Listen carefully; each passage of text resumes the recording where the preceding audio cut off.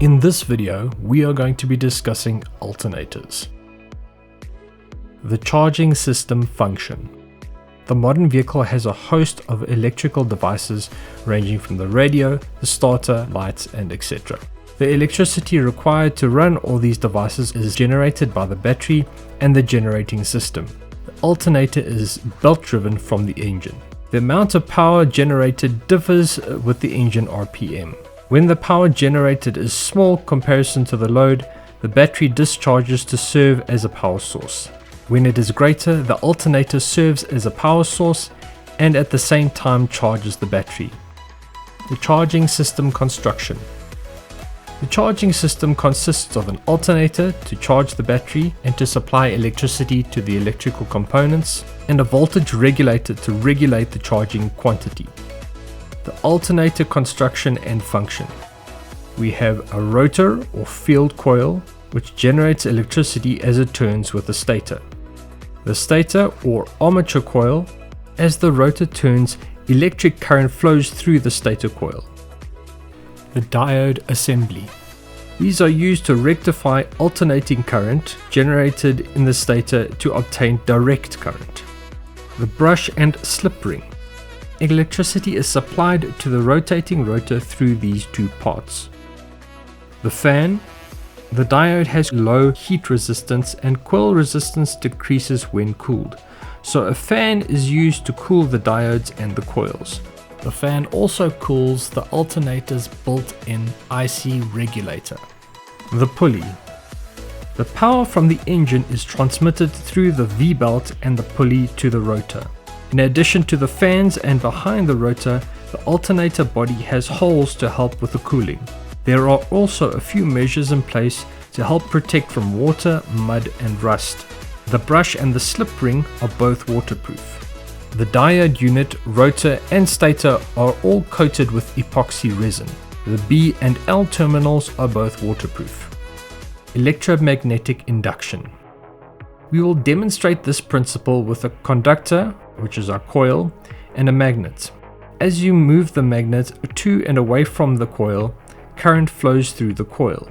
Current will increase for the following reasons: if the magnet used is stronger, if the number of coils is increased, or if the magnet's movement is increased. Even though electricity is generated, it is not enough to light the bulb. However, if the magnet is rotated on an axis, the magnet can be rotated continuously and at high speed. The result is high electromotive force. Fleming's right-hand rule. The forefinger is in the direction of the magnetic field, the thumb indicates the direction of the conductor, and the middle finger will be the direction of the current flow. We get the same result if a magnet is moved instead of the conductor. The rotor or field coil. This is basically an electromagnet. The coil and iron spool are placed over the rotor shaft as two ironed end pieces with interlacing fingers. Two slip rings which are connected to the coil complete the rotor assembly. Two brushes touch the slip rings. The stator or armature coil. Even though it looks complicated, it is actually simple. 3 windings, each made up of 4 to 8 coils, and all of them are connected. The number of coils in a winding is the same as the number of fingers in the rotor, and all the windings have a common end.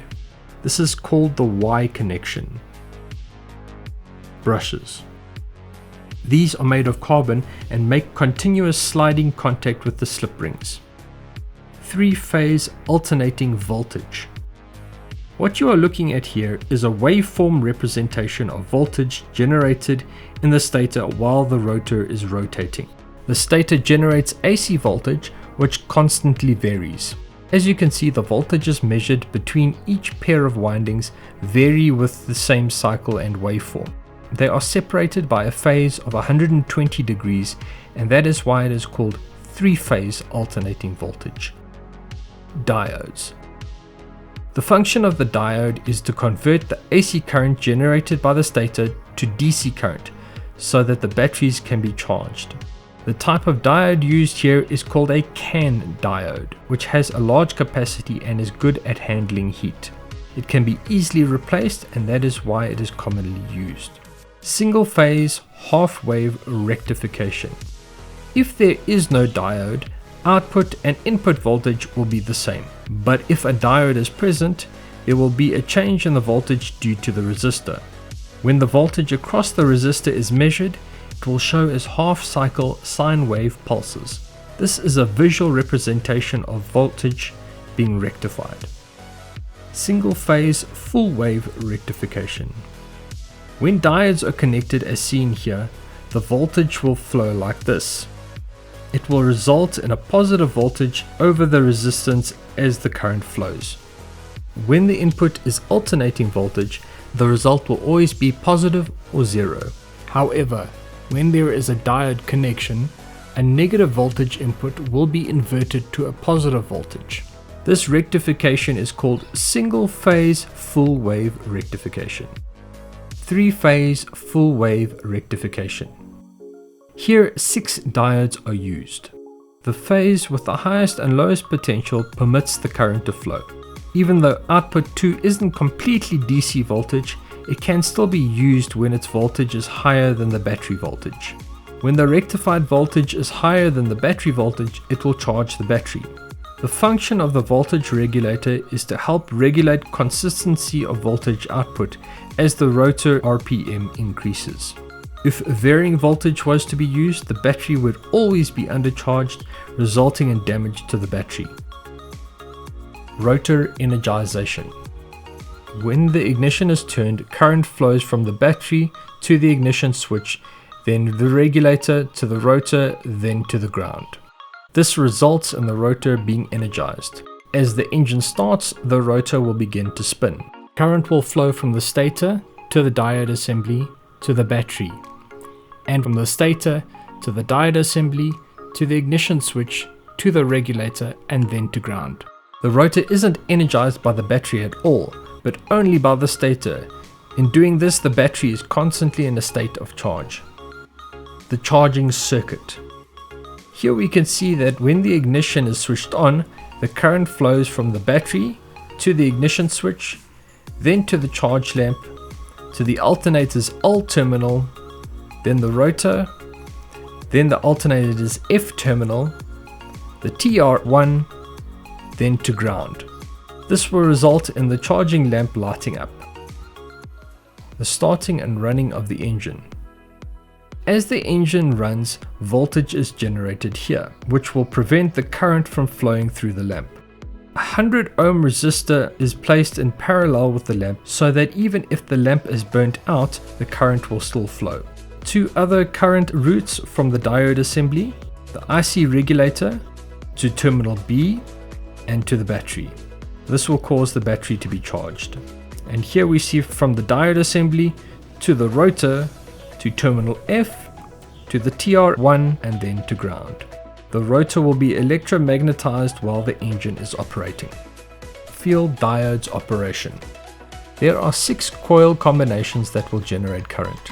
S1 to S2, S2 to S3, S3 to S, S2 to S1, S1 to S3, and S3 to S2. Engine running at high speed. Here the diode assembly will be from the IC regulator to terminal B, then terminal S, then the Zener diode, then TR2, and then to ground. When running at high speed, the voltage will exceed the Zener voltage, which is the minimum amount of voltage that will cause an insulator to break and making it a conductor. This in turn will allow the current to go through to TR2 when it turns on. This will ground the base of TR1, turning it off, which will cut current to the stator and control the charging voltage. Handling precautions for charging systems. Connecting the battery incorrectly will cause a current surge and damage the diodes, the cables, and other components. Don't disconnect the alternator from the battery while it is running. This will also cause a surge. The battery must always be connected to terminal B regardless of the ignition switch position. When charging the battery with an external source such as a quick charger, remember always disconnect the negative terminal from the battery. If it is still connected, this will cause damage to other electrical components.